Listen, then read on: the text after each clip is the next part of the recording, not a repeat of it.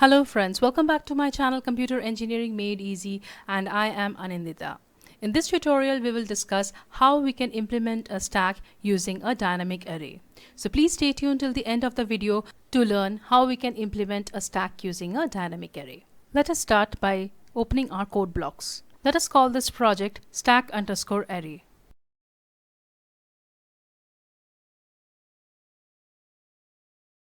Now before we go with the implementation, we have to first introduce the variables st, top and size, where st will be considered to be the stack, top will mark the top of the stack, and size will denote the size of the stack.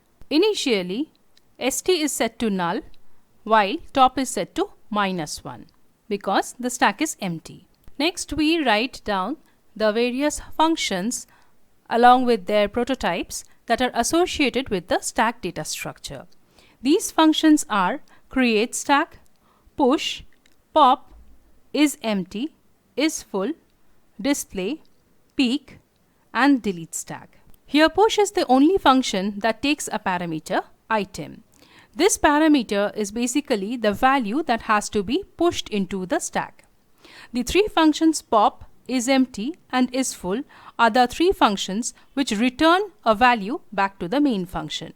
The pop returns the value that is popped from the stack, whereas the is empty and the is full functions return 1 or 0 depending upon whether the stack is empty or full.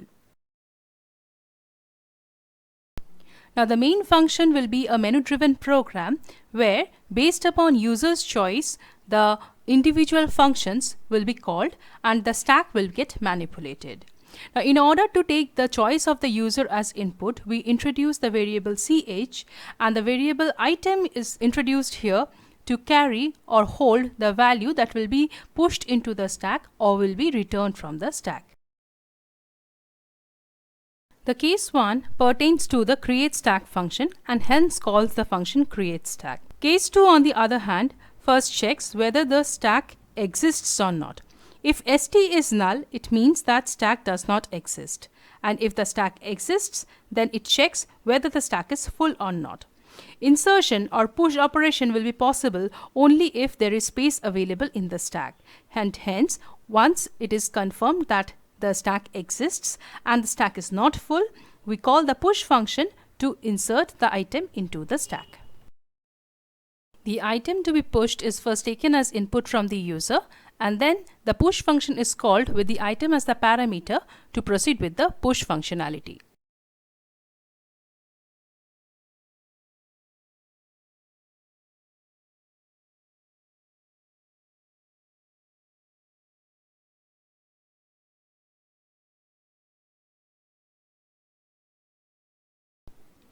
Case 3 here is associated with the stack pop functionality.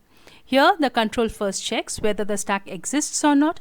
If the stack exists, then it is checked whether the stack is empty or not. If the stack is empty, in that case the condition stack underflow occurs. Otherwise, the topmost element of the stack is returned back to the main function from the pop function.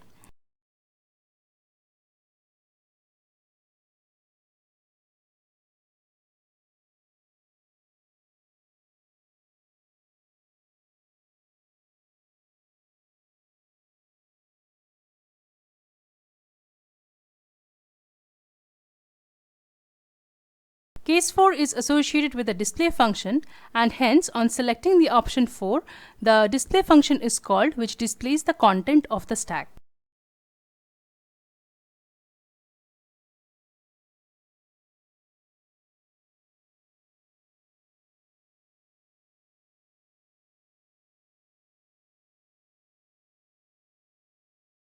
Case 5 implements the peek functionality of the stack. It returns the topmost element of the stack without removing it from the stack. This is possible only if the stack is not empty.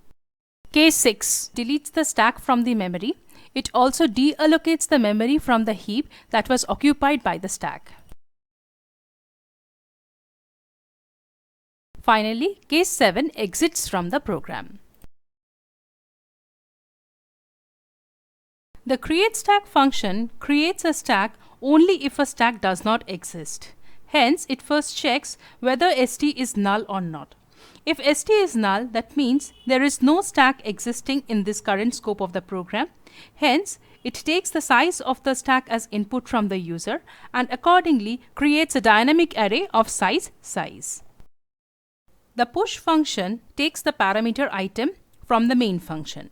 So when the function push is called, it first increments the top by 1 and then in the topth index of the array st, it stores the value item. The pop function on the other hand extracts the value stored at the topmost position of the stack, that is the topth index of st, and then decrements the value of top. Finally, it returns the item back to the calling function, that is the main function. The next function is the isEmpty function. This function checks whether the stack is empty or not. A stack will be considered empty only if the top is equal to -1. Hence, when top is equal to -1, the isEmpty function returns 1, otherwise it returns 0. Similarly, the isFull function returns true or 1 only if the stack is full, and the stack will be full only if top is equal to size -1. Hence, when top is equal to size -1, 1 is returned to the main function, otherwise 0 is returned to the main function.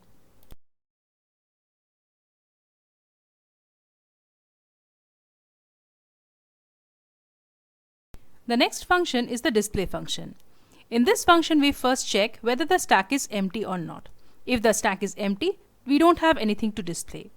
However, if the stack is not empty, then we iterate from the 0th location to the topth location and display the content of the individual cell of the array st.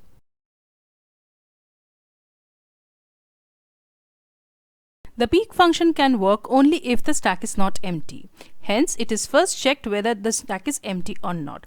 If the stack is not empty, then the topmost element of the stack is displayed without removing it from the stack.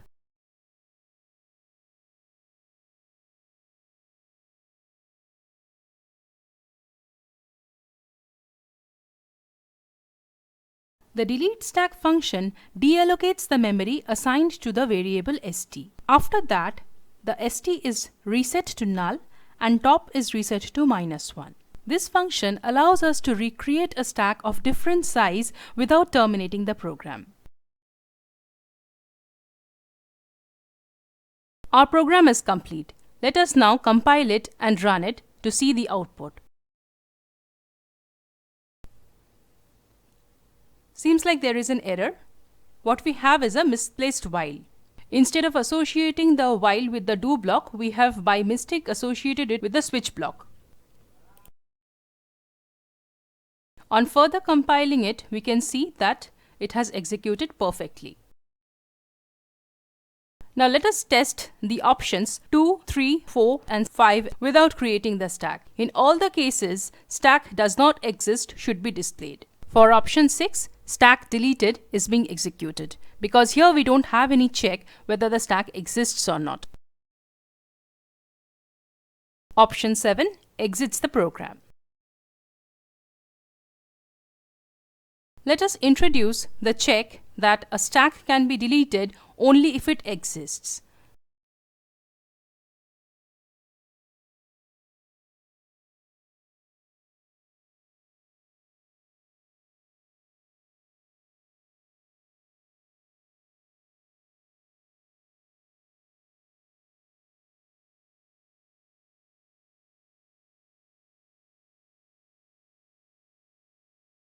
Let us recompile the program now.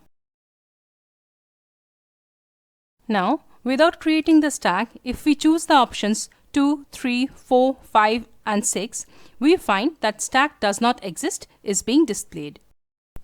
Let us now create a stack. So we choose option 1. Let the stack size be 5.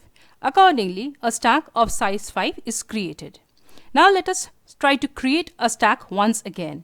Here we can see that since the stack already exists, the information associated with the stack, that is stack of size 5 already exists, is being displayed.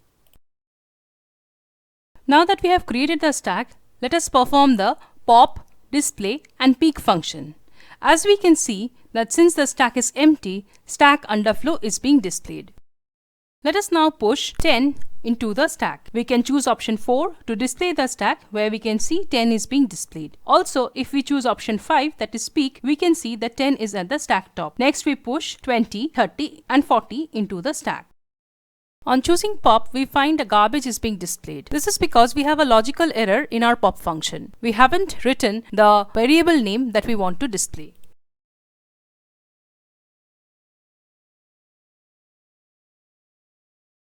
Let us recompile the program once again and create a stack of size 5, and let us push 10, 20, 30, 40 into the stack and then display it.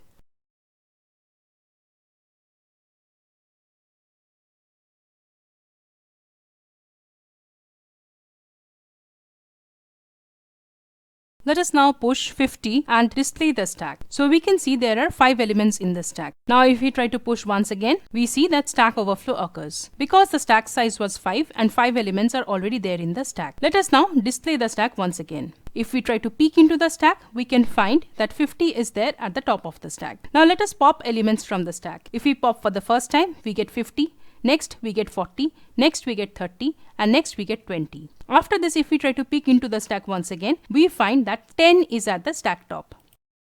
If we display the stack now, we can see there is only 10 in the stack. Let us now push 15 and 25 into the stack. If we take a peek into the stack, we can see that 25 is at the stack top. Let us now display the stack once again. We can see we have 10, 15 and 25 in the stack. Now let us pop. The first element to be popped will be 25. If we pop again, we get 15. If we pop again, we get 10. And if we pop for the fourth time, stack underflow will get displayed. This is because there are no more elements in the stack.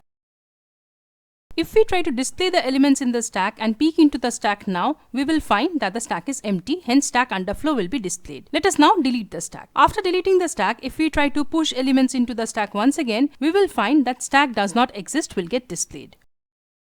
So let us now recreate a stack of size 3 and push elements 10, 20 and 30 into the stack. After the 3 push operations, if we try to push once again, we will find there will be stack overflow. Let us now display the elements in the stack. We can see 10, 20 and 30 getting displayed. If we now peek into the stack, we will find 30 is at stack top. Now let us pop 2 elements from the stack. First pop gives us 30, second pop gives us 20. If we try to display the stack now, we will see that 10 is there in the stack. A peek operation now will also give us 10 as the stack top. Let us now delete the stack and then exit the program.